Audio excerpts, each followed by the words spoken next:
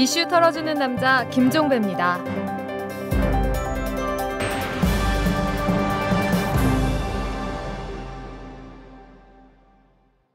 3월 19일 화요일입니다. 이 여성가족부가 손주를 돌보는 할머니들에게 40만 원의 월 수당을 주는 방안을 검토하고 있다고 합니다. 두 자녀 이상인 맞벌이 가구의 12개월 이하 아이를 돌보는 경우에 그 할머니가 친할머니이든 외할머니이든 가리지 않고 매달 40만 원씩 준다는 건데요. 조건은 할머니의 나이가 70세 이하여야 하고 40시간 아이 돌보미 교육을 받아야 하는 거라고 합니다. 자, 여러분 어떻게 받아들이십니까? 듣는 분에 따라서는 보육시설을 대폭 확충할 생각은 않고 엉뚱한 방안을 강구하고 있다고 비판할지 모르지만 제 생각으로는 그리 나쁜 정책 같지는 않아 보입니다. 실제로 맞벌이하는 엄마가 육아를 친정어머니나 시어머니에게 맡기는 경우가 적지 않은데 이런 현실을 고려할 때 엄마에게도 그리고 할머니에게도 윈윈이 되는 방안이 아닐까 이런 생각을 하기 때문인데요. 물론 이 기존 양육수당과는 별도로 지급하는 게 아니라 거기서 까는 거라는 문제는 남지만 말이죠. 자, 광고 듣고 시작합니다. 재벌과 모피아의 함정에서 탈출하라. 종횡무진 한국경제. 재벌 개혁에 앞장서온 김상조 교수. 그가 한국경제에 던지는 8가지 질문. 우리가 몰랐던 한국경제의 진실을 파헤칩니다. 더 이상 경제 권력자들의 눈속임에 속지 마세요. 종횡무진 한국경제. 오마이뉴스가 만드는 책 오마이북.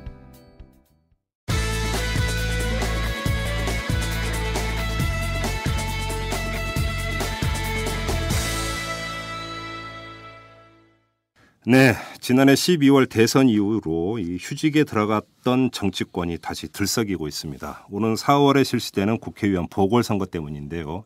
가장 뜨거운 지역이죠. 서울 노원병.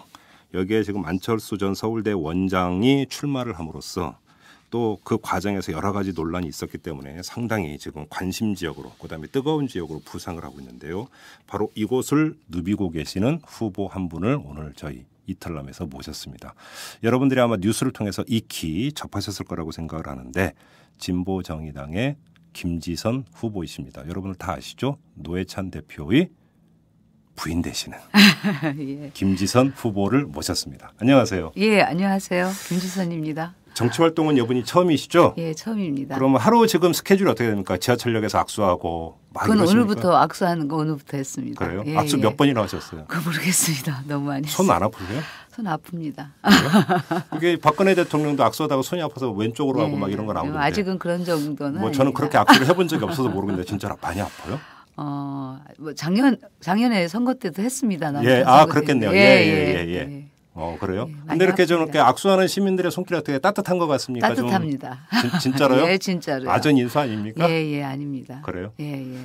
그리고 모든 또, 사람이 악수해 주진 않거든요. 예. 예, 따뜻하게 다가오는 사람이 주로 악수를 해줍니다. 그래요. 그러니까, 아무튼 예. 근데 이 여의도 주변에서는 노원병이 아주 뜨거운 관심 지역으로 부상을 했는데 예. 중요한 것은 현지 주민들이 또 그만큼 선거에 관심을 갖고 있느냐. 예. 이게 사실은 제일 중요한 거 아니겠어요? 예, 그렇습니다. 그 반응이 어떤 것 같습니까? 반응은 제가 접하는 반응만 말씀드리겠습니다. 예. 일단은 57%라는 주민들이 작년에 이미 노회찬 대표가 그런 그 삼성 엑스파일 판결이 날 거라는 느낌을 가지면서도 했습니다. 예. 지지했습니다.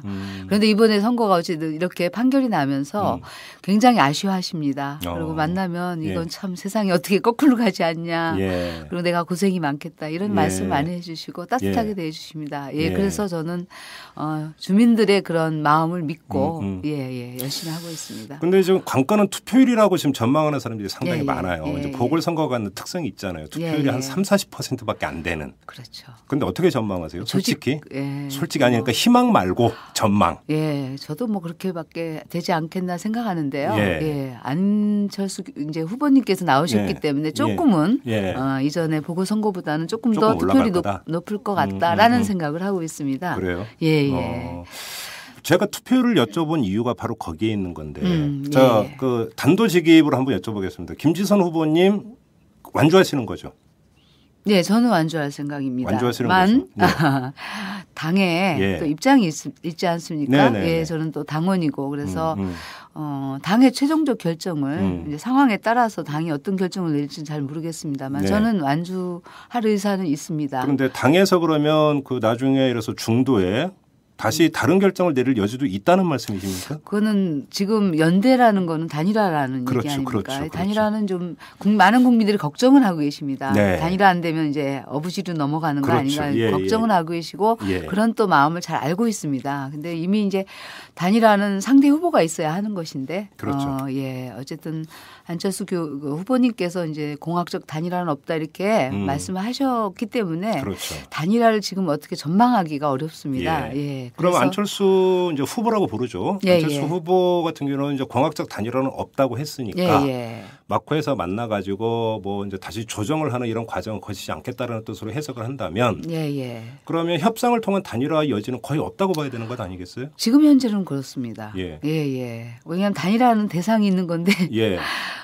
소수 진보 정당에서 먼저 단일화를 얘기하는 것도 그렇고요. 네. 또 이 지역은 어쨌든 다른 보궐선거하고 달리 무슨 선거법 위반이라든가 부정한 일을 저질러서 보통 보궐선거는 치러지지 않습니까? 그렇죠. 여기는 어떻게 보면 엑스파일 판결에 대한 유죄 네. 판결에 대한 국민적인 이제 분노 그리고 좀 부정의한 일이다 이렇게 생각하기 때문에 그걸 바로 세우는 예. 선거라고 생각합니다. 그래서 좀 그런 의미에서는 조금 다르지 않나 싶습니다. 아, 그래요? 예. 자, 그런데 이제 저희가 그 전에도 한번 짚은 적이 있는데 저희가 이제 내보낸 그 바에 따르면 청와대에서도 노원병에 각별한 관심을 갖고 있고 뭐 속칭 번트는 되지 말라 이런 식으로 새누리당한테 메시지가 전달이 됐다. 이 이야기는 무슨 얘기냐면 싸워서 이겨라. 무조건. 그렇죠. 예. 이런 메시지가 전달이 됐다. 예. 지금 오마이뉴스의 이제 장윤선 정치 전문 기자 같은 경우는 이제 저희 이탈남에서 이제 그렇게 전해줬거든요. 예. 이렇게 본다면 여기에다 그러니까 이런 그 사실 하나에다가 그다음에 투표율이 그렇게 많이 높지는 않을 것이다라고 하는 전망까지 결합이 되면 야권 후보가 나뉘어서 완주를 한다면 오히려 새누리당한테 어부지리를 줄 수 있을 가능성은 오히려 높아지는 것 아니겠어요? 바로 이것 때문에 많은 사람이 걱정을 하고 있는 것 같고 저도 지금 여기서 그런 차원에서 질문을 드리고 있는 건데 만약에 협상을 통한 단일화가 안 된다라고 한다면 막판에 가서 판세를 보고 진보 정의당 차원에서 예를 들어서 완주를 포기하는 이런 그러니까 그 진보 정의당 입장에서 최악의 결과일 것 같은데 그런 것까지도 상정을 할 수 있다라는 말씀이신가요? 저는 뭐 그거를 제가 개인적인 후보로서 말씀드리긴 힘듭니다만은 저는 항상 진보 정당은 굉장히 이 사회의 진보를 위해서 아주 소수지만 노력해 왔습니다. 그렇죠. 근데 항상 단일화라는 것은 소수가 이게 힘없는 사람이 항상 이렇게 희생을 해야 되는 걸로 강조하신다면 조금은 지금까지 궤적은 좀 그래왔죠. 그리고 앞으로도 계속 그렇다면 진보 정당이 어떻게 이 사회에 뿌리를 내리겠습니까? 그렇죠, 그래서 저는 그런 의미에서 야권이 뭐 전체적으로 연대할 필요성을 느낀다면 저는 그것은 조금 더 고민을 해볼 일이라고 생각하지만 다 같이 나가는데 뭐 제가 후보로 사퇴해야 된다면 그건 좀 반대합니다. 개인적으로는요. 왜냐하면 저희 진보정당도 소수지만 정의를 바로 세우는 길이 지금 노회찬 엑스파일 판결로 인한 국민들의 공감대가 63%나 있는 것이고 그것을 위해서 저는 의원이 국민들의 또는 노원병 주민들의 심판을 받아야 된다고 생각합니다. 힘이 없기 때문에 희생해야 된다고 하면 그 힘의 강자의 논리 아닙니까? 그렇죠. 저는 그런 것이 항상 지속되는 것에 문제의식을 갖고 있습니다. 알겠습니다. 자, 그럼 다른 질문 한번 드려보겠습니다. 김지선 후보는 왜 출마하셨습니까? 저는 이번에 그 엑스파일 판결로 인해서 이 땅의 정의가 좀 무너졌다고 판단을 하고 국민의 한 사람으로 상당히 좀 약간 잘못됐다고 판단했습니다. 그리고 제가 살아왔던 가정도 수많은 노동운동과 여성운동을 해왔기 때문에 이런 것이 제가 갖는 가치와 삶의 쾌정과 연결돼서 옳다고 생각했기 때문에 참으로 어려운 결심을 저 나름대로 해서 출마했습니다. 그리고 어쨌든 이 지역사회의 그 현안 문제라든가 이런 것도 이제 상계동에서 6년 이상을 살면서 많은 분들하고 만나고 또 의료생협 활동이나 마을 주민의 활동, 봉사활동을 통해서 사실 많이 만나왔거든요. 그래서 현안에 대해서 누구보다 잘할 수 있다 생각하기 때문에 노원 발전이나 아니면 또 지역사회에 진짜 그 정의를 바로 세우는 그래서 대한민국에 좀 정의가 바로 서는 길이구나 이런 것들 좀 느끼게 하고 싶고 네. 예, 그래서 좀 따뜻한 정치도 네. 하고 싶습니다. 네. 지금 말씀하신 대로 예를 들어서 그 통상적인 보궐선거가 뭐 선거법 위반이라든지 뭐 이런 네. 비리 때문에 이제 네. 의원 자격 상실하고 그래서 치러지는 경우가 많은데 지금 노원병은 케이스가 다른 네, 경우입니다. 예. 자, 그런 점에서 진보 정의당 입장에서 그 노회찬 대표 의원직 상실이 참으로 부당하고 부정의한 것이다. 네, 이런 네. 판단은 얼마든지 내릴 수 있는 것이고 네, 네. 그런 차원에서 진보 정의당의 이름으로 다시 출마하는 것은 어찌 보면 정당으로서 당연히 해야 될 일이라고 생각을 합니다. 네. 그런데 그것이 꼭 노회찬 대표의 부인이셔야 되느냐. 예. 이 문제 제기도 분명히 있었습니다. 예. 이 점에 대해서는 어떻게 생각하십니까? 예, 저도 동의합니다. 예, 저도 그것 때문에 출마를 굉장히 망설였던 네. 사람입니다. 예. 그런데 이 지역은 그런 아까도 말씀드렸지만 정의를 바로 세우는 네. 그래서 사실은 이 부당한 판결에 대해서 어쩌면 국민들한테 심판을 받겠다는 의미이기도 하고 근데 네. 사실 세습이라는 얘기가 참 맞는데요. 네. 세습은 조금 권력이 그대로 이양되거나 아니면 또 부귀영화를 누리거나 네. 이런 것을 물려받아야 세습이라고 그러는 건 아닙니까? 예. 아주 지금 같은 상황에서 예. 진짜 안철수 교수 같은 분이 나오는 상황에서 예.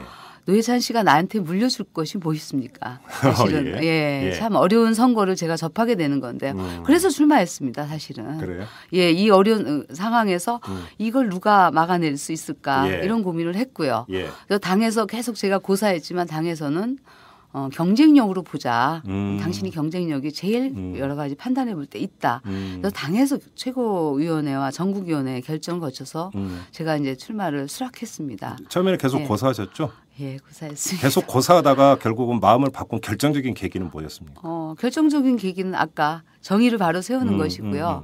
이제 세습 얘기도 분명히 나올 거라고 생각했습니다. 예. 난 저는 국민들이 그렇게 생각하실 측면도 있다라고 봅니다. 네. 여지까지 그런 세습이 많이 있어 왔고요.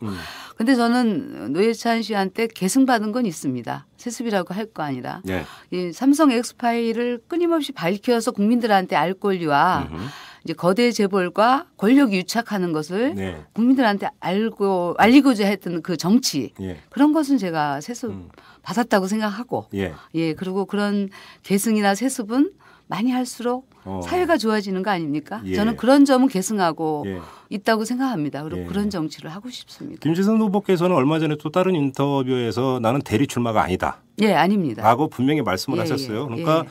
남편을 대신해서 출마한 그러니까 야구용어로 하면 대타가 아니라 예. 그죠? 예. 하나의 온전한 후보다 예. 이런 취지로 말씀하셨는데 예. 그러면 노회찬 대표의 부인이 아니라 그냥 예. 인간 김지선으로서 예. 내가 출마할 수 있는 자격 그게 아까 말씀하셨던 예를 들어서 이제 그 지역에서 계속 이제 그 활동을 해 오셨고 네. 이런 것들을 이제 갖고 말씀을 하시는 건가요? 예, 그렇죠. 네. 예, 예. 그래요? 뭐 저는 예. 이 사회에 어쨌든 정치라는 게 다 사회 문제와 연관되어 있고 삶의 네. 문제와 연관되어 있다고 생각합니다. 예.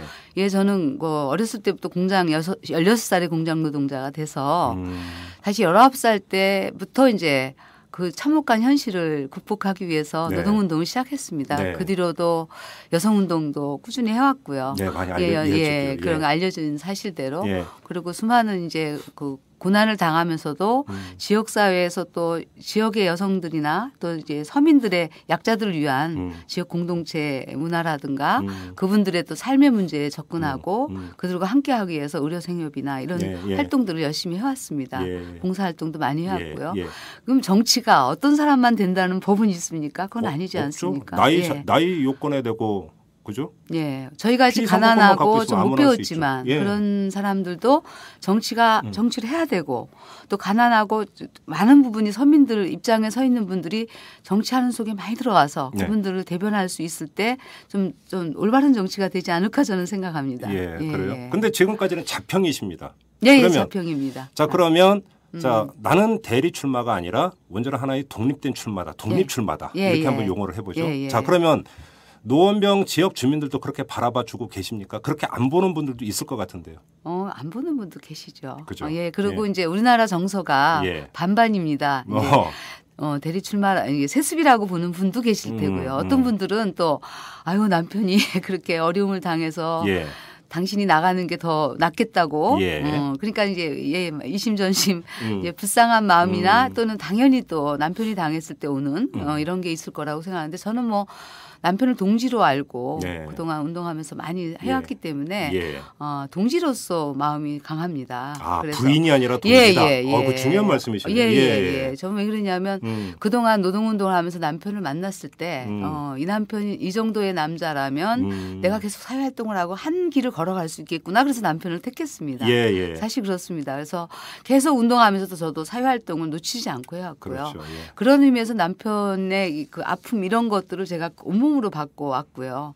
동지죠. 사회를 한 곳을 바라보고 열심히 손잡고 가는 동지입니다. 네. 그런 의미에서 저는 진보정당의 한 당원으로서 또 예. 동지로서 예. 배우자로서 예. 이렇게 근데 중요한 건 동지로서의 판단입니다. 그래요. 그리고 과정에서 지금 논란이 잠깐 됐었던 거 하나만 좀 여쭤보고 가야 될 것 같은데 안철수 전 원장 출마 사실이 송호창 의원을 통해서 이제 기자회견을 통해서 밝혀졌을 때 잠깐 논란이 있었습니다. 그 논란 가운데 하나가 이제 전화 통화를 했는데 거기서 무슨 얘기가 오갔냐 이런 거 말고 그러니까 일종의 이제 진보정의당 입장에서는 뭐 그런 표현은 물론 쓰지는 않았습니다. 일상적으로 이른바 상도이. 라고 해야 될까요? 자, 노회찬 대표가 다른 이유도 아니고 이런 이유 때문에 지금 의원직을 상실을 했고 보선이 이루어지는데 거기서 안철수 전 원장이 출마할 수 있느냐 이런 문제를 제기를 했습니다. 그런데 또 한편에서는 어떤 사람들은 그런 얘기 그렇다고 진보정의당의 노원병이 무슨 전세된 건 아니지 않느냐. 그렇죠. 이런 맞습니다. 얘기를 하는 게 있습니다. 맞습니다. 저는 그 점에 동의합니다. 우리가 전세낸 것도 아니고 그건 주민들이 판단합니다. 그렇죠. 대표는 누가 나가든 주민의 선택입니다. 그래서 제가 아무리 잘났다고 해도 주민 선택 안 하면 그만인 것입니다. 그런 의미에서 그게 맞다고 보고요. 다만 그분이 새 정치를 하신다는 분이고 국민들이 많이 이제 그런 논란이 있고 그래서 우리는 내심이 이제 이게 바로 정의를 세우는 것이라고 판단했기 때문에 충분히 논의가 있거나 아니면 이제 대승적 결단을 하지 않을까. 아니 국민들의 바람이 그러하기도 하고 저희도 또 기대를 했던 건 사실입니다. 그런 것이 잘 안 됐기 때문에 좀 그런 얘기가 오가는 것 같습니다만 저는 그분의 권리이시고 뭐 이쪽에 참 당연하시죠. 그게 어떻게 노원병이 노회찬 씨 한 번 됐다고 그래서 그게 그 사람 땅도 아니고 그건 국민을 모독하는 일입니다. 그렇죠. 그러자 이제 그러니까 이제 그 이후에 안철수 전 원장이 귀국한 이후 혹시라도 뭐 이제 오가는 길이라든 아니면 별도의 자리를 마련해서라도 한번 이렇게 만나거나 그 이야기를 좀 나눠보거나 이런 적은 없습니까? 있습니다. 두 번 있습니다. 어떤 얘기를 좀 나눴습니까? 그저께 이제 저희 사무실 앞에 마들역에서 제가 이제 선거 이렇게 하고 있는데 앞에 계시더라고요. 그래서 제가 다가가서 제가 후보 김지선입니다. 인사를 드렸습니다. 뭘 하시던가요? 그랬더니. 그래서 뭐 한번 찾아뵙겠습니다. 이렇게 말씀하셨고요. 저는 건승을 기원합니다. 열심히 합시다. 이렇게 하고 헤어졌습니다. 그리고 외교적 인사만 했구만요. 그러니까 뭐 어떻게 보면 그래도 덕담을 한 거죠. 그렇죠. 저는 뭐 이게 저는 나중에도 아시겠지만 저는 이게 가식적으로 하고 싶지는 않습니다. 그 이전에 어쨌든 그분 내가 잘 모르고 훌륭하신 분이라는 거 이제 들어서 아는 바고 만나 뵈니까 소탈하고 좋으시더라고요. 또 한 번 언제 만나셨어요? 이제 어제 이제 지역에 이제 축구 대회 하는데 같이 옆에 앉아서 만났습니다. 지역 행사? 행사에서 만나서 뭐 요새 그 지역에서 해보시니까 어떠세요? 제가 물어봤고요. 아무튼 해보니까 지난 대선하고 좀 다르게 구석구석 만나야 돼서 그런 걸 살피고 계시다 이렇게 말씀하시더라고요. 그러면 제가 이 점을 한번 여쭤볼게요. 자, 그 노원병 지역은 전통적으로 그 야권 강세 지역으로 분류돼 왔던 지역입니다. 그렇죠? 그렇습니다. 자, 그러면 이제 그 다방면에 걸쳐서 현지 주민들을 만났을 테니까 한번 이 점을 여쭤보고 싶은데 박근혜 정부가 갓 출범을 했습니다. 그것에 대해서 지역 주민들이 지금 어떻게 평가하고 있는지 다시 말해서 이 질문을 드리는 이유가 이번 보궐선거가 박근혜 정부에 대해 던지는 메시지도 담길 수 있는 선거인지를 여쭤보기 위해서 지금 드리는 질문입니다. 뭐 아직은 본격적으로 선거가 안 돼서 제가 만나보면 주로 이제 출마에 대한 고민을 많이 하고 계신데 나이 드신 분들을 만나면 꼭 그 얘기를 하십니다. 지금 어떤 얘기? 연금 문제. 노인 그 기초연금. 기초연금 문제를 계속 그거를 좀 어르신들한테 중요한 문제죠. 중요한 문제죠. 그리고 저는 그것이 진짜 지켜지도록 우리가 뭐 세금을 안 거두면서 어떻게 그 어르신들한테 그 많은 돈을 줄 수 있습니까? 근데 진짜 이렇게 자원봉사하면서 만나시는 도시락 배달 만나시는 노인들을 보면요. 진짜 이 시대의 산업화나 이런 걸 다 이루신 그 어르신들 아닙니까? 그렇죠. 근데 그분들이 지금 어쨌든 혼자서 조그만 방에서 밥을 받아 드시고 나갈 때도 못 나가시고 이런 분들의 노후를 진짜 국가가 좀 책임져야 되는 거 아닌가. 이런 의미에서 저는 박근혜 대통령의 예. 그런 정책들이 잘 지켜지도록 예. 노력해야 된다고 봅니다. 그래요. 예, 예. 그런 의견들도 많습니다. 뭐 인사나 이런 거는 좀 얘기가 됩니까? 어떻습니까? 인사가요? 그러니까 박근혜 대통령의 인사 문제 여러 가지 참 탈이 많아요. 예, 아직까지는 그것에 대해서는 별로 얘기는 아직은 안 합니다. 근데 다만 이 들어가서 어떤 일을 할 거냐 예, 그런 걸 많이 물어보시고 좀 억울하시니까 열심히 해라. 그리고 굉장히 경쟁 후보가 세기 때문에 주눅질지 말고 해라. 예. 뭐 이런 덕담들을 많이 듣고 계시고요. 있고요. 아무튼 그 박근혜 정부가 복지 정책을 내놓은 거를 잘하도록 네. 야당에서 비판만 하지 말고 해라. 이런 의견도 또 많습니다. 아, 나이 드신 분들은 많고요. 예, 예, 그렇습니다. 지역 현안은 어떤 게 있어요? 거기? 지역 현안은 많습니다. 예. 근데 이제 뉴타운 문제가 지금은 가장 심각합니다. 그래요? 예. 어쨌든 이명박 시장과 오세훈 시장으로 비롯된 이 뉴타운 문제가 사실은 지역의 상당한 현안에 이제 이렇게 갈등을 반복하고 그렇죠, 있습니다. 그렇죠. 그래서 지금 저희가 생각하기엔 이 문제는 아주 기본적으로는 주민들의 이제 입장에 네. 이제 해서 모든 문제가 이제 뉴타운을 개발을 하든 안 하든 결정돼야 되는데 문제는 그 속에서 개발을 하더라도 그 속에서 이제 빚어지는 문제가 있습니다. 왜냐하면 자기 땅과 집을 빼앗기고 네네. 사실은 그분들이 그 돈으로는 다시 그게 정착하기가 힘듭니다. 그래서 이런 것들을 그렇죠. 어떻게 예. 다른 곳으로 쫓겨나지 않도록 어떻게 재정착하게 할 건가 이런 점이 있고요. 만약에 추진을 안 한다고 하면 네. 그동안 이제 과정에서 추진했던 매몰 비용이라든가 이런 것들이 뭐 건설사에서 어떤 지역에서는 수백억씩 요구하기도 하는데요. 이런 것들이 주민들한테 부담됐을 때 그 부담이 큽니다. 그래서 저는 이것은 국가 정책이지 않습니까? 네네. 국가나 지자체가 자기 정책에 의해서 이 피해가 된 것을 주민들한테 되돌릴 수는 없다고 봅니다. 그래서 이런 것들은 지금 있는 법률을 개정해서 네. 매몰 비용을 국가가 상당히 부담하도록 하는 이런 걸 해야 된다고 보고요. 이미 노회찬 전 의원이 국회의원 당시 예. 그 법을 재정을 지금 개정을 발의해 놓고 있는 상태입니다. 그래요. 예, 그 예. 말씀하시니까 갑자기 떠오르는데 지금 안철수 후보하고 박원순 시장이 만났습니다. 예, 예. 뭐 그걸 갖고 지금 보도는 뭐 선거법 위반 논란까지 지금 얘기가 나오고 있는 예. 상황인데 김지선 후보 입장에서 서울시장이 안철수 후보를 이렇게 만난 거에 대해서는 어떻게 받아들이십니까? 예, 저는 만날 수는 있다고 생각합니다. 예. 근데 그 만난서 내용이 뭔가. 네네네. 그리고 이제 박 시장님이 어느 후보라도 만나자고 현안을 얘기할 때 만날 수 있는지 그게 궁금합니다. 그럼 혹시 그 면담 요청을 하실 아니, 계획이 면담 있습니까? 요청은 없지만 예. 이제 만약 시간이 된다면 예. 또 현안에 대해서 면담이 필요하다면 요청도 할 수 있다고 봅니다. 예. 그리고요. 그 이전에는 노회찬 의원이 뉴타운 문제 때문에 또 면담을 그때는 의원으로서 한 적도 있습니다. 아, 그래요? 예. 그때 그래서 만났었나요, 그러면? 한참 전에 만났죠. 예. 저는 만난 게 아니고요. 음. 뭐 박 시장님은 잘 알고 있습니다만은 네. 그래서 그 문제에 대해서는 제가 왈가왈부 하고 싶진 않습니다. 왜냐하면 그래요? 만날 수 있는 건데 어떤 내용들을 갖고 만났는지 그리고 그분이 진짜 이 만나는 것을 다른 후보들한테 열려 있는지 그 점만 정확하다면. 근데 지금 지역 현안이 뉴타운이 가장 크다고 하셨잖아요. 예. 그러면 물론 이제 중앙정부가 해야 되는 목도 있지만 서울시가 담당해야 되는 목도 있으니까 예. 그런 걸 갖고 한번 만나실 수 있는 거 아니에요? 만나고 토론할 수도 있습니다. 예. 저희가. 그래서 주민들의 입장을 좀 더 가까이 반영될 수 있도록 하는 것도 할 수 있습니다. 물론 토론회나 같은 데서 얘기는 되겠지만. 예. 그래요. 알겠습니다. 자, 그럼 김지선 후보는 이번 그 보궐선거에서의 당락 여부와는 무관하게 앞으로 계속 지속적으로 정치 활동을 하실 계획입니까? 예, 그렇습니다. 정치 활동은 뭐 꼭 국회의원 후보로만 나가서 되는 것은 아니지만 그렇죠. 그런 좀 더 적극적으로 할 생각입니다. 그래서 뭐 후진 양성도 할 수 있고요. 그다음에 지방의회 선거나 이런 데 적극적으로 이제 나가도록 독려할 수도 있고 제가 할 수도 있고요. 앞으로는 뭐 남편이 정치하든 안 하든 제가 이제 여성 정치인으로서 당에서도 당당하게 제 역할을 할 생각입니다. 그렇습니까? 예.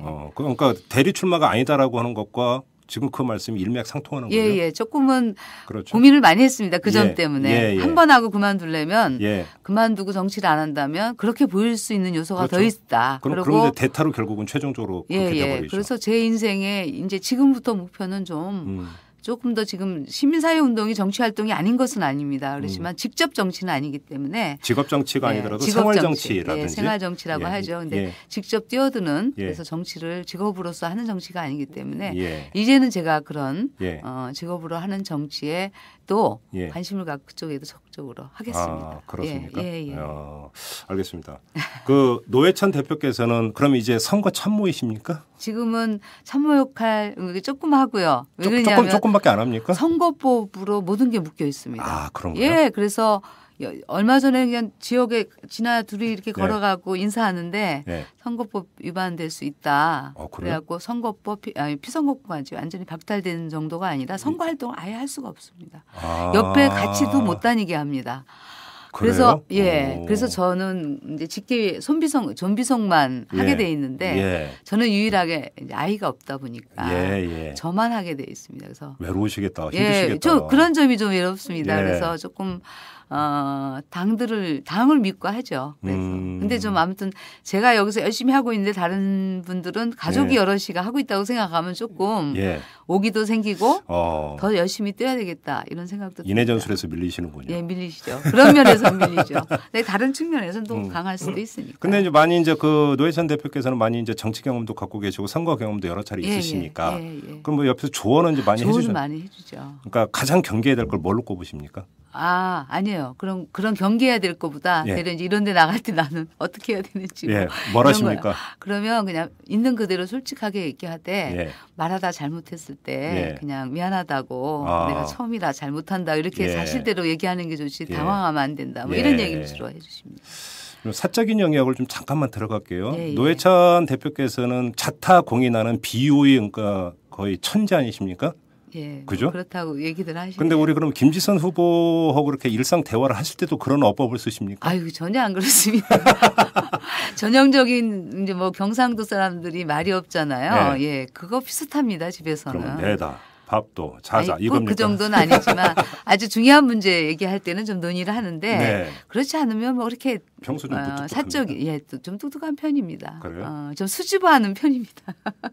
아니 연세가 몇이신데 지금 아니, 결혼 생활이 몇 년이신데 그래도 그러세요. 진짜 그러면 그럼 우리 김지선 후보님은 본인의 그러면 그 부인으로서의 스타일은 어떻다고 자평을 하십니까? 저는 조금 강한 편이죠. 근데 어쨌든 노회찬 저는 대표께서 말이 별로 없으신 게 그 김지선 후보의 강한 면모 때문 아닐까요? 혹시? 아니 처음에는 강하지 않았는데요.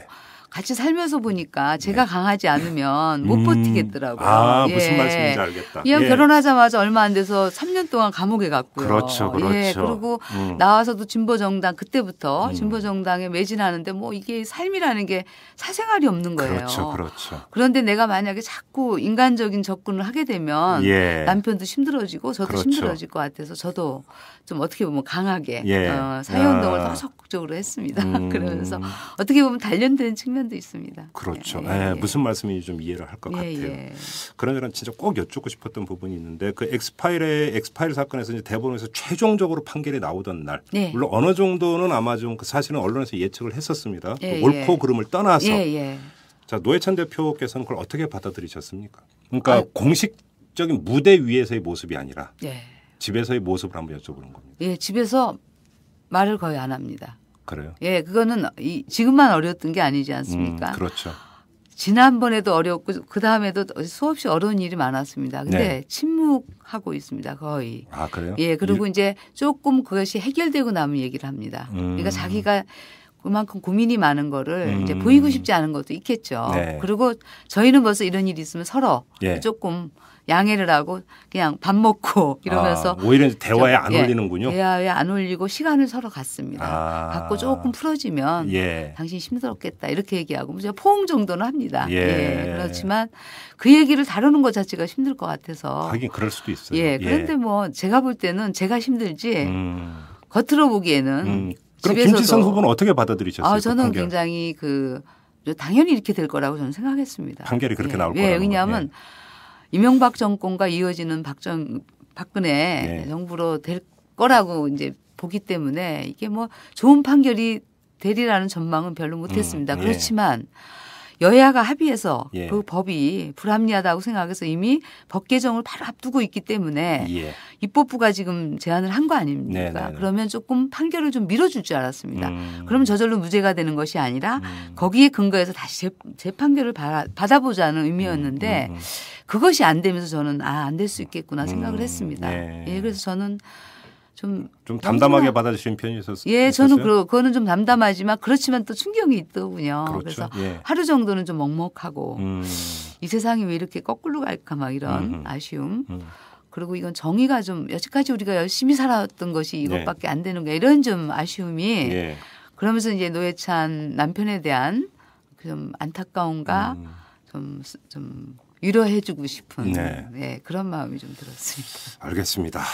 그나저나 이제 그 선거까지 이제 한 달이 남았는데 상당히 강행군을 하셔야 될 텐데 체력 보충은 잘하고 계십니까? 아유 그냥 뭐 결국은 한약한지 좋습니다. 선거 경쟁력은 체력이라는 말도 있습니다. 예. 힘드시죠? 예, 그렇죠. 또 아무래도 나이도 조금은 더 먹었고 그렇습니다. 그래요? 한약 한 지 지으셨어요? 예. 한약 의료생협에서 이제 저의 몸을 책임져라 그래갖고 한약 한 지를 졌습니다. 제가 거기 이사입니다. 그래서 예. 효험은 좀 있나요? 예? 효험은 좀 있습니까? 그래도 한 열흘 정도 먹었습니다. 예, 괜찮습니다. 알겠습니다. 열심히 뛰시기를 바라고요. 자, 오늘 마무리하겠습니다. 고맙습니다. 예, 고맙습니다. 숨어있는 이면의 진실을 털어드립니다. 이슈 털어주는 남자 김종배입니다.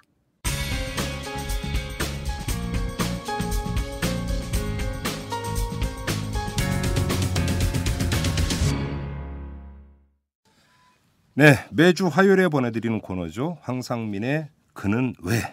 자, 오늘 황상민 연세대 교수를 스튜디오로 모셔야 되는데 황 교수의 개인적인 일정으로 오늘은 전화라고 해야 될까요? 아무튼 이 스튜디오가 아니라 통신을 이용해서 인터뷰를 하도록 하겠습니다. 그 페이스타임이라고 저희는 지금 그걸 통해서 황상민 교수님하고 서로 마주보고 있지만 우리 애청자 여러분들은 그냥 전화 통화한다. 그냥 이렇게 생각하시면 될 것 같습니다. 자, 황상민 교수님.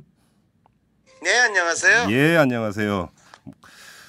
이게 스튜디오에서 얼굴 보는 것보다 훨씬 더 좋네요. 화면으로 서로 인물 보니까 인물도 나아진 것 같고. 좀 잘생겨 보입니까? 네, 일부만 보이니까 훨씬 더 나아요. 아무튼 그냥 넘어가지를 않으신다니까 아무튼. 네. 자, 오늘 그 탐구해야 될 그 대상이 바로 안철수 전 서울대 교수인데요. 지금 뭐 대선 당일에 미국으로 출국을 했다가 거의 90일 가깝게 미국에 체류하다가 이제 다시 귀국을 해서 서울 노원병 보궐선거에 이제 출마를 했거든요.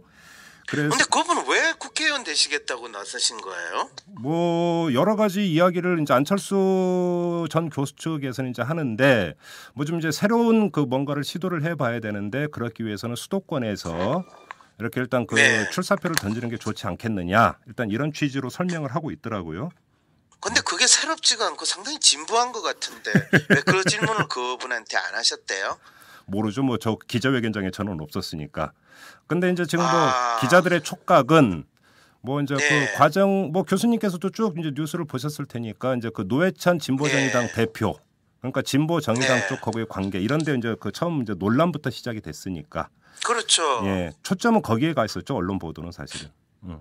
근데 사실 그 부분도 그래요. 그분이 사실 뭐 다른 정치인만큼 치사하거나 또는 탐욕스럽거나 또는 이 얼굴이 두꺼운 사람은 아니잖아요. 네네네.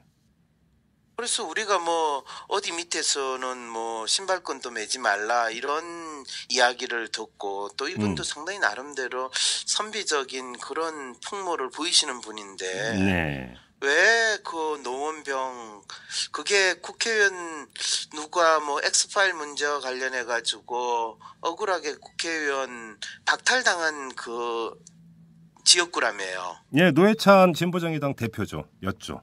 네.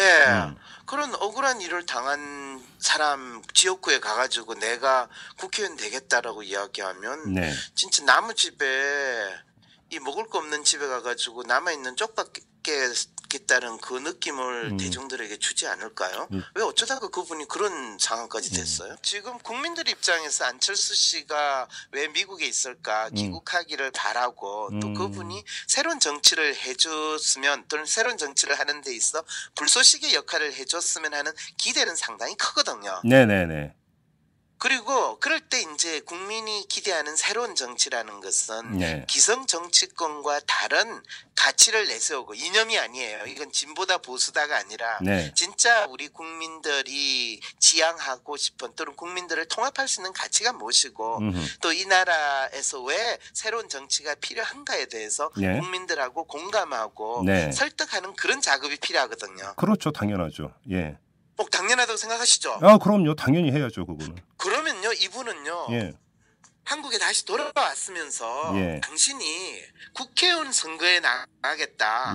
또 그것도 남의 집 초상집에 가가지고 제가 이렇게 잘난 사람입니다. 이 자리를 저한테 주십시오 하는 그런 정치를 이야기할 게 아니라 공항에 도착하자마자 제가 죽을 죄를 졌습니다. 저는 사실 지난번 대통령 선거에서 야당이 정권을 잡고 새로운 정치가 이루어질 것을 기대했습니다.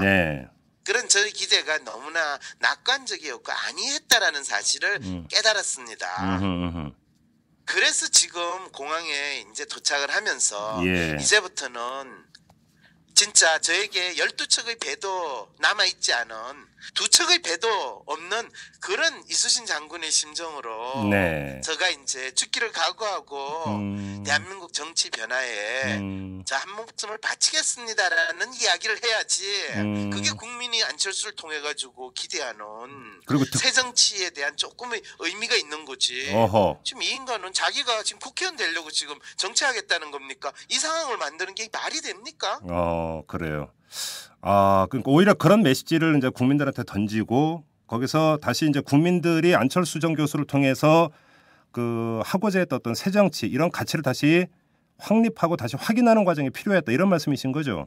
그렇죠. 그게 안철수 현상에 투영됐던 국민의 희망의 내용이었어요. 기존의 정치권 그게 여당이든 야당이든 그 사람들은 다 자기들의 기득권을 유지하려고 하고 이 대한민국이 새로운 단계로 발전하거나 미래에 대한 기대를 할 수 없기 때문에 당신이라면 우리는 그런 기대를 해도 되지 않겠습니까? 당신은 나름대로 사회적으로 성공했고 성공했는데 그 과정이 아주 진부하거나 재벌의 앞잡이 노릇을 하거나 또 남의 거를 빼들어가는 것도 아니었고 남들이 하지 않는 거를 해서 성공할 수 만들었고 그리고 그거를 통해 가지고 당신이 상당히 좋은 이미지를 국민들에게 심어줬으면 그와 유사한 기적을 정치권에서도 이루어낼 수 있을 거라고 기대를 합니다. 이것이 국민들의 마음이었잖아요. 그 사람에 대한. 아니었나요? 그러면 교수님 말씀대로라면 지금 안철수 전 교수를 지지했던 국민들의 마음속에는 안철수다운 정치 이런 것들이 상이 확실히 있었다 이런 말씀이 되는 거네요. 상이 확실히 있었다라고 이야기를 하기보다는 그 사람에 대한 기대는 상당히 다양한 이 이미지로 나타났다고 보는 게 맞죠. 그리고 그 다양한 이미지 속에 사실은 안철수를 통해서 새로운 무엇을 기대한다라는 것은 공통적이었는데 그 새로움이라는 것이 무엇인가에 대해서 구체적으로 탐색하거나 그 이미지가 어떤 내용인가를 확인하려는 작업은 그동안 안철수 씨나 안철수 씨를 중심으로 이루어졌던 팀들은 하지 않았다라는 이야기는 할 수 있을 것 같아요. 저는 놀라운 건 지난 대선 기간에도 그 부분에 대한 탐색이 없이 그 안철수 씨가 새로운 정치 내지는 본인이 대통령이 되겠다라는 행보를 보일 때 저분은 대통령이 누군가가 시켜주겠다라는 이야기를 듣고 나온 분이지 당신이 대통령이 되기 위해서는 무엇을 해야 되고 국민들이 대통령을 통해서 이루고자 하는 것이 무엇인가에 대해서는 확실하게 파악을 못하셨구나 라는 생각이 사실은 들었어요. 그러면 일반적으로 나왔던 얘기지만 두 가지만 한번 갈래를 쳐서 한번 여쭤볼게요. 그러니까 거기서 그 새로움에서 이제 가장 먼저 안철수 캠프 쪽에서 나왔던 게 새 정치였잖아요. 그리고 거기서 구체적인 강론도 몇 개가 있었고요. 뭐 의원 정수. 강론이 뭔가요? 뭐 예를 들어서 의원 정수를 축소를 하고 뭐 중앙. 그건 이미 제가 알기에는 옛날에 한나라당의 이해창 씨도 뭐 의원 정수 축소 네. 그때 한나라당이었는지 이해창 씨가 나와가지고 따로 정당을 만들었을지는 정확하지 않는데 네네. 이해창 씨도 그런 비슷한 이야기를 했던 걸로 기억해요. 그래요. 네, 이해창 씨가 이미 했던 이야기를 안철수 씨가 새로운 정치라고 이야기하면 그건 코미디 아니에요? 예를 들어서 뭐 중앙당 축소 폐지라든지 국고 보조금 축소라든지 이런 것들도 있었죠 당시에.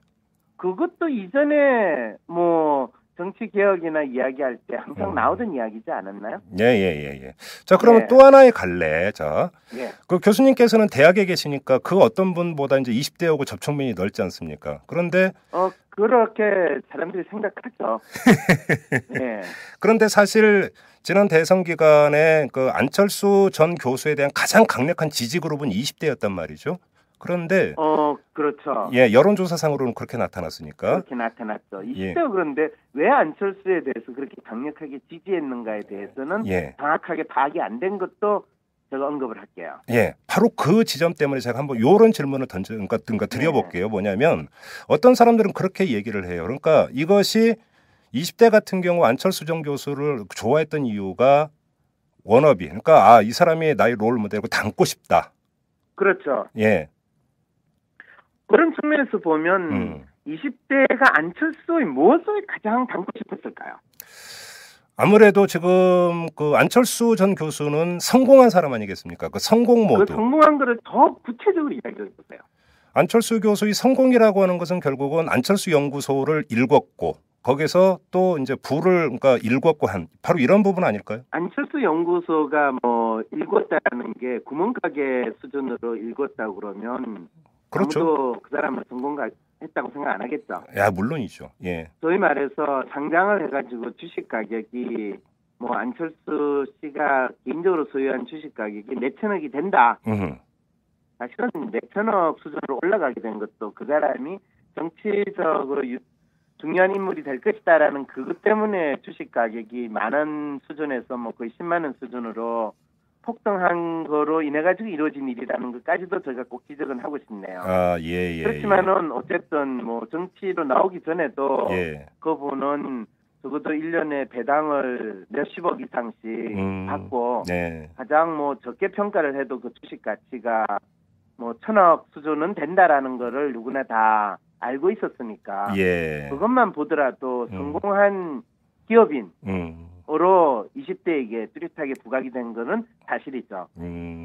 그래요. 근데 여기 그랬을 때 그 성공한 기업인이 예를 들면 우리가 MB 대통령이 이전에 기업인일 때 이 현대건설 회장까지 했다.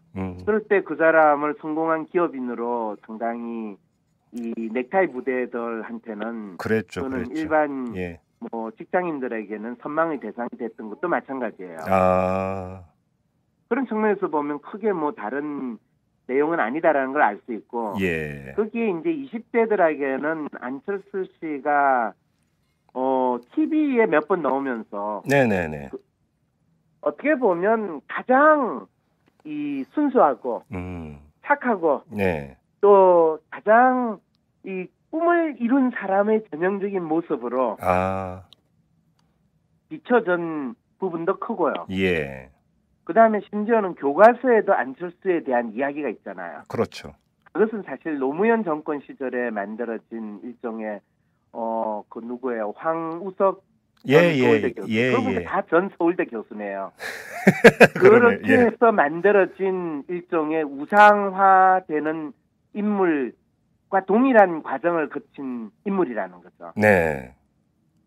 그랬을 때 실제로 그 사람이 그러한가에 대해서 의문을 대중은 제시하기보다는 그러하다라고 믿고 싶어하는 가장 전형적인 모델에 맞추어져서 만들어진 인물이 사실은 전 황우석 서울대 교수라고 한다면 안철수 전 서울대 교수도 이미 그런 과정을 통해서 만들어진 이미지를 가지고 있는 인물이었고 이분이 정치에 뛰어들기만 한다면 대한민국 정치에 기적이 일어날 것이다라는 기대를 동일하게 할 수가 있게 되는 거죠. 그러면 그 당시 지지했던 국민들 사이에서는 믿고 싶어하는 마음까지도 결합되어 있었다 이렇게 봐야 되는 건가요? 그럼요. 그와 유사한 현상은 이미 거의 10년 전에 예. 황우석 전 서울대 교수한테도 있었다는 사실 아세요? 아 맞아요. 예를 들어서 그 기억나세요? 그때 황우석 그때는 서울대 교수였죠. 그 네. 사람을 국회에 보내자. 네. 라고 하는 활동이 있었죠.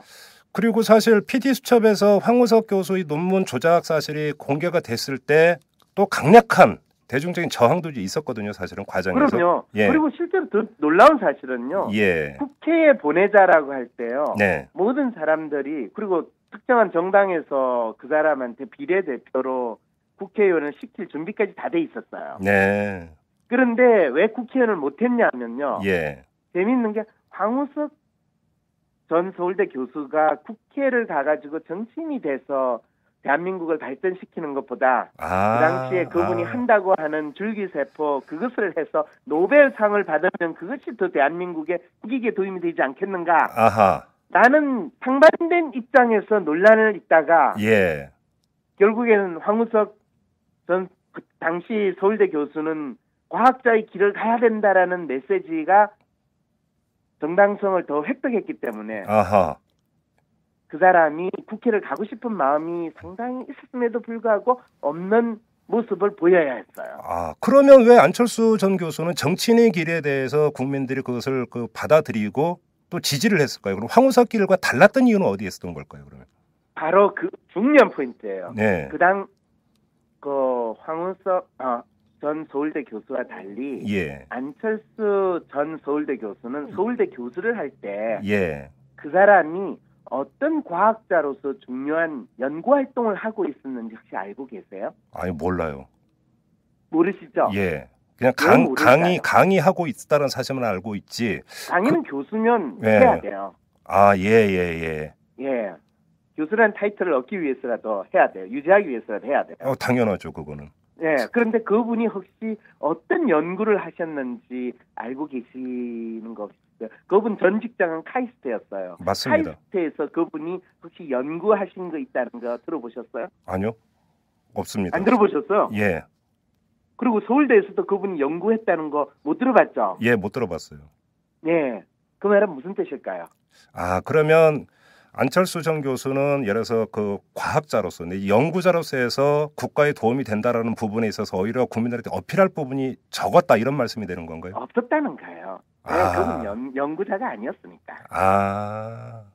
그분이 카이스트를 가고 서울대를 간 거는 그분이 백신을 만들었다라는 거 남들이 하지 않을 때 만들고 그거를 기업화해가지고 성공했다는 그 업적을 계속 우려먹고 있는 상황이었고 그 업적에서 이분은 상당히 깨끗한 기업인의 자세를 견지하면서 벤처 기업을 나름대로 자리 잡고 안정화시켰다라는 그 이미지까지 같이 갔던 거예요.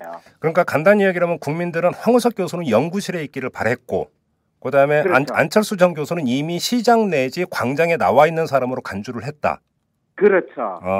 그래서 교수는 시장이나 광장에 나와 있는 인간이라 하더라도 교수라는 타이틀은 가장 우아하고 멋있는 거로 사람들한테 보여줄 수 있으니까 그 타이틀로서 사람들은 동시에 같이 받아들였죠. 그래서 되게 학계에 있으면 나름대로 순진하거나 깨끗하거나 뭐 지가 사고를 쳐봤자 뭐 연구비 삥땅하는 거 외에는 큰 이 사고 칠 게 없을 거다. 이 정도 수준으로 생각했으니까 기성 정치인보다는 훨씬 깨끗할 거고 그렇게 되면 그 사람이 정치를 하면 기성 정치인들이 만드는 이 정치판보다는 다른 변화를 이뤄낼 거다라는 그런 기대를 품을 수 있는 거죠. 그리고 저 사람이 벤처 기업으로 성공했다니 또 우리를 좀 더 잘 살게 해주지 않겠는가. 이전에 MB 대통령은 그냥 네가 나쁜 놈이고 도둑질을 하고 자기까지 쳤더라도 뭐 우리를 잘 살게만 하면 그거 다 용서해 줄게 하는 그 심리에서 이제는 그래도 여전히 좀 착한 사람이 우리를 잘 살게 해야지. 좀 그렇지 않은 사람을 하면 괜히 이상한 사소한 잔푼이 먹겠다고 이 사람들을 아주 열받게 만드는 그런 일을 할 정치인이 될 수도 있겠구나. 나는 그 생각까지 해서 안철수 씨에 대한 기대들이 더 정폭이 된 거죠. 아, 자 그러면 이 현상은 어떻게 봐야 될까요, 교수님? 그 3월 3일에 송호창 의원이 이제 안철수 네. 전 교수가 이제 노원병에 출마하기로 했다고 기자회견을 해서 밝히지 않았습니까?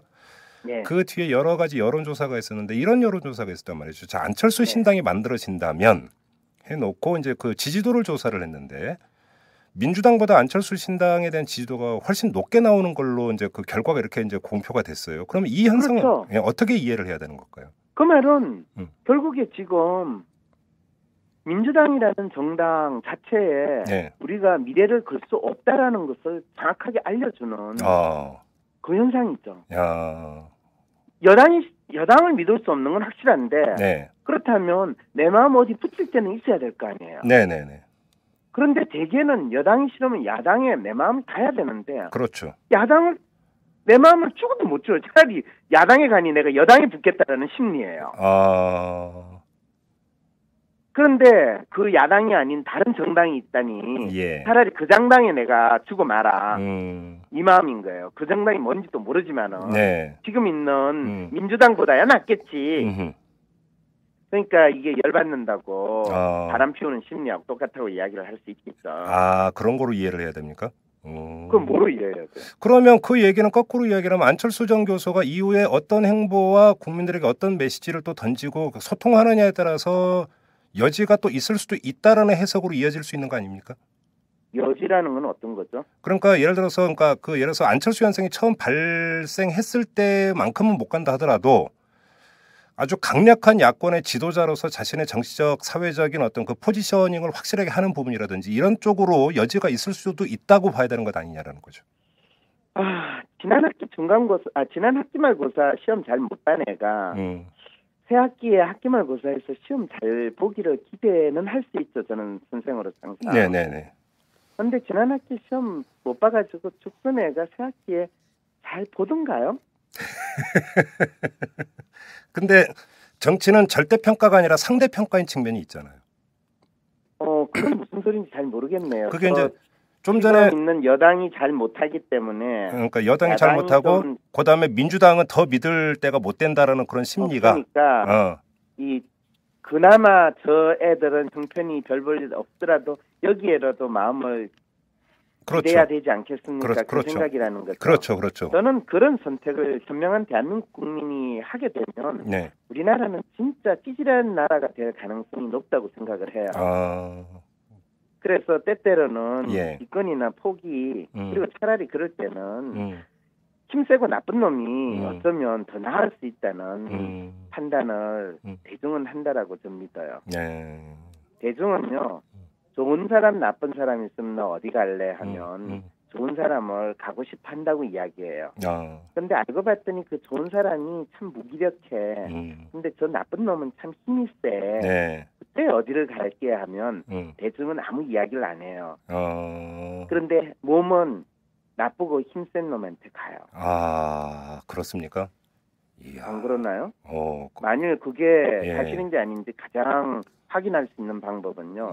우리 학생들이 졸업해서 너 좋은 사회적 기업, 중소기업에 갈래? 아니면 재벌 회사에 취직할래? 할 때 어떤 행동을 할까? 재벌 선택하죠. 네, 알겠죠? 그렇군요. 재벌을 욕하지만은 힘세잖아요. 인간은 내 삶이 조금 나아질 거라는 기대를 하거든요. 알겠습니다. 자, 그리고 교수님께서 아까 이제 언론을 강도 높게 이제 비판을 하셨습니다. 그리고 그 비판에 언론을 강도 높게 비판하지 않았어요. 언론을 있는 그대로 이야기했을 뿐이에요. 알겠습니다. 자, 그러니까 안철수 전 교수를 바라보는 언론의 시선을 보면은 몇 번의 과정이 있었던 것 같습니다. 그러니까 그러니까 정치인이라고 하는 거와 안철수가 접목되기 전에 그냥 그러니까 그 청춘 콘서트를 하고 무릎팍도사에 나왔을 때의 안철수를 어떤 조망하는 언론의 시선이 있었고요. 언론은 그 당시에 안철수를 마치 하나의 최고의 상품, 명품으로서 우상화하는데 열심히 이 팔아줬죠. 네. 사실은 최고의 아이템으로 됐고 예. 그거는 황운석 교수 전 서울대 교수를 우상화하는데 네. 거의 대한민국 모든 언론이 자발적으로 참여했던 것과 마찬가지로 안철수 당시 서울대 교수를 우상화하고 네. 또 카이스트에 있을 때도 마찬가지였죠. 안철수 우상화의 가장 핵심 조력자는 언론이라고 할 수 있고 또 더 놀라운 거는 보통 조중동이라고 하는 예. 그 언론들이 우리나라의 보수 언론들이 그 우상화하는 데서 가장 앞장섰어요. 예. 보수 언론들은 어떤 인물을 우상화하는 데에는 거의 천부적인 재능을 가지고 있어요. 예. 그리고 그런데 그 다음에 이제 그 서울시장의 이제 그 서울시장 출마 이야기가 나오면서 안철수와 그렇죠. 정치인이 접목이 되기 시작을 하지 않습니까? 그런데 그렇죠. 이제 그 후에 공식적인 대선 출마 선언까지 1년이 걸렸단 말이죠. 그렇죠. 그러면 이 기간에 그러면 언론 안철수 전 교수를 그러니까 향한 언론의 시선은 어떤 것이었다고 봐야 될까요? 그럴 때 여전히 언론의 시선은 네. 주여 한 말씀만 하셔서 저 영혼이 나으리다. 그런 입장이었죠. 예. 그러니까 안철수 씨가 당신이 정치에 나올 겁니까? 나온다면 언제 나올 겁니까? 끊임없이 그 질문을 해댔죠. 그렇죠. 그랬을 때 진짜 언론이 제대로 된 언론의 역할을 한다면 네. 이 대한민국 국민들이 왜 안철수를 통해서 새로운 정치를 기대하는가? 예. 그리고 안철수라는 사람이 나오게 됐을 때 이 네. 변화해야 될 우리의 주요 정치 아젠다는 무엇인가? 예. 그리고 기존의 방법으로 해결하지 못하는 정치권의 주된 이슈가 무엇이고 그것은 어떤 문제를 가졌는가? 네. 이런 탐색을 언론들은 해야 되고 예. 그 부분에 대해서 굳이 안철수라는 사람을 통해서 우리가 구세주와 같은 기대를 할 것이 아니라 현실적으로 이 문제는 우리가 얼마든지 이루어질 수 있다. 네. 뭐 로마의 지배가 예. 기분이 나쁘고 열받긴 하지만은 단순히 구세주를 기대한다고 해서 로마군이 자발적으로 물러가는 건 아니지 않느냐. 네. 이런 정도의 이 현상에 대한 인식이 있었어야 되는데 어느 누구도 그 부분에 대한 언급이나 지적은 하지를 못했어요. 언론에서. 그리고 더 끊임없이 안철수 씨가 어디에 강의를 해서 이런 말씀을 하셨습니다. 이러면서 9시 뉴스에 보도하기를 바빴어요. 네. 그리고 이 제정신을 가진 언론으로 갈 짓이에요.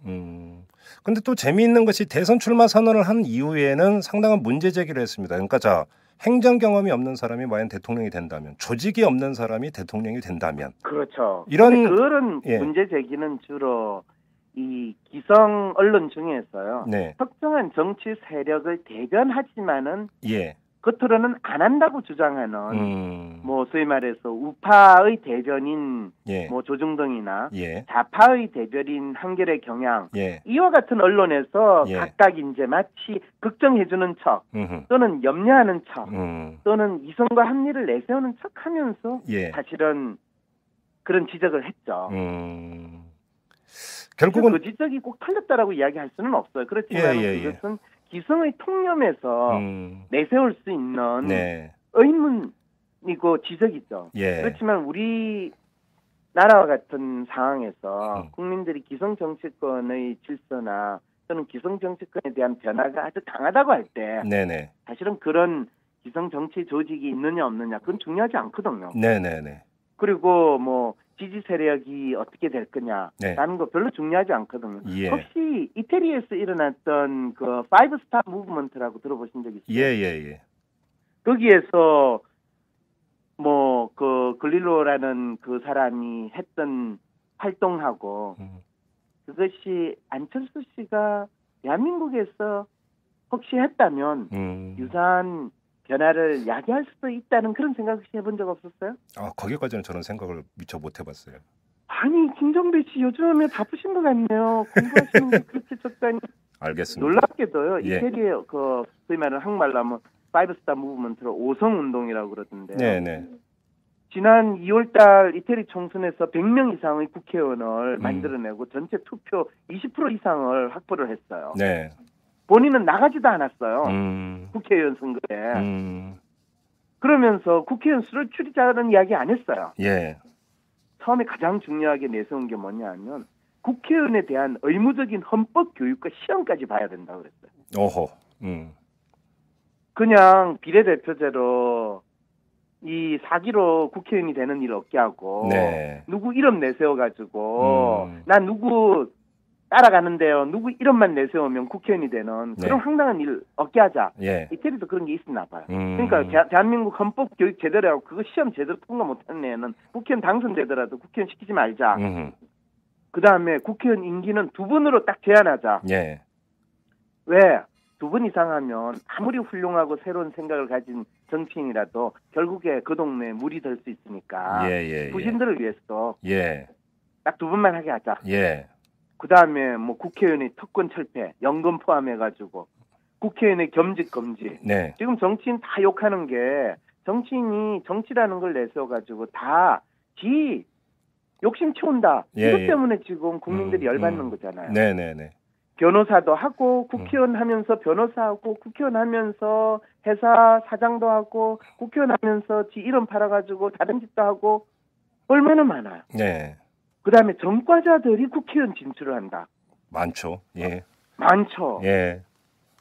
그런 이야기. 그다음에 웹을 통해 가지고 시민들이 직접 공공회의에 참석을 할 수 있게 한다. 안철수 씨가 IT 업계에서 뭐 상당히 새로운 비즈니스를 했다고 그러는데 지난번 대통령 선거하는 과정에서 안철수 씨가 사회 변화에 있어서 새로운 이 IT 관련된 방식을 활용했다. 그 이야기 별로 그렇게 뭐 로그나 카우나 다 쓰는 기성 정치인들도 다 따라하는 SNS 사용했다. 뭐 그거 외에 별로 뭐 특별한 새로운 거 하는 거 제가 못 들어봤거든요. 예. 그렇다면 이 사람이 이야기하는 새로운 정치 안철수 씨 아니 저 먼 이태리에서 하는 거 이 페페 그릴로 이 사람이 했던 거 지난 10년대 페페 글리노는요 네. 전직 교수도 아니에요. 전직 코미디언이에요. 남들이 다 코미디 하냐라는 것이 네. 야 내가 하는 코미디는 국회의사당에서 저 정치인이 하는 저질 코미디보다 훨씬 재미있고 네. 세상의 변화를 일으키는 코미디거든. 네. 진짜 제대로 된 코미디는요 사람의 삶을 즐겁게 하고 사람이 살아있다라는 것을 행복하게 만들어주는 거예요. 그렇죠. 예. 그리고 최고의 코미디를 할 수 있는 공간이 정치 공간이다라는 거를 이미 잘 보여줬잖아요. 우리도 이주일 씨가 보여줬잖아요. 그런데 이주일 씨가 같은 그런 코미디언이 여의도에 갔더니 자기는 코미디도 못하고 완전히 찌질한 쇼만 하고 말았다고 하는 그 정도로 우리나라 이 국회라는 코미디 무대는 아주 힘든 데더라고요. 네.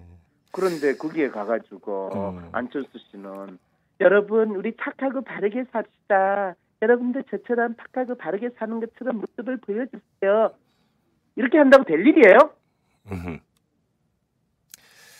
결국 그런 상황으로 하면 차라리 안 나오는 게 좋아요. 결국은 그 교수님 말씀을 듣다 보니까 안철수 전 교수가 IT에서는 솔루션을 개발을 했지만 정치에서는 솔루션이 없었다. 그렇죠. 그게 없으니까 결국에 본인 나름대로 솔루션을 택한 게 가장 정치공학적인 사고의 틀에 기초한 노원병 출마예요. 그러니까 타이밍 정치라는 소리를 듣고. 그런데 본인은 또 그게 정치공학적인 해석을 말아달라. 자기는 정치공학적인 안 한대요. 도둑님이 도둑질을 하고 또 나 도둑질 안 했어요. 이거는 저 신부님이 저를 불쌍히 여기셔서 주신 거란 말이에요. 이야기하고 무슨 차이가 있어요. 야, 이거는 레미제라블보다 더 울고 싶어요. 그리고 지금 언론을 지적하시던 부분 같은 경우는 이제 이런 거겠죠. 그러니까 안철수라고 하는 인물 자체도 중요하지만 그 인물을 통해서 그러니까 투영됐던 대중들의 심리, 대중들의 그 갈망이 무엇인지를 알아야 한국 사회에 대한 제대로 된 진단이 이루어지는데 이것을 너무나 방기했다 언론이. 예, 언론도 방기했을 뿐만 아니라요. 우리 사회 전체가 그 부분에 대해서 방기했어요. 알겠습니다. 교수님 오늘 여기까지 진행을 하도록 하겠습니다. 말씀 잘 들었습니다. 예, 안녕히 계세요. 네, 교수님. 안녕하세요. 오마이뉴스 대표 오연호입니다. 오늘 방송 잘 들으셨나요? 오마이뉴스는 10만인 클럽 회원 여러분의 후원으로 이탈남을 제작하고 있습니다. 오마이TV의 대선 올레도 10만인 클럽 덕분이었습니다.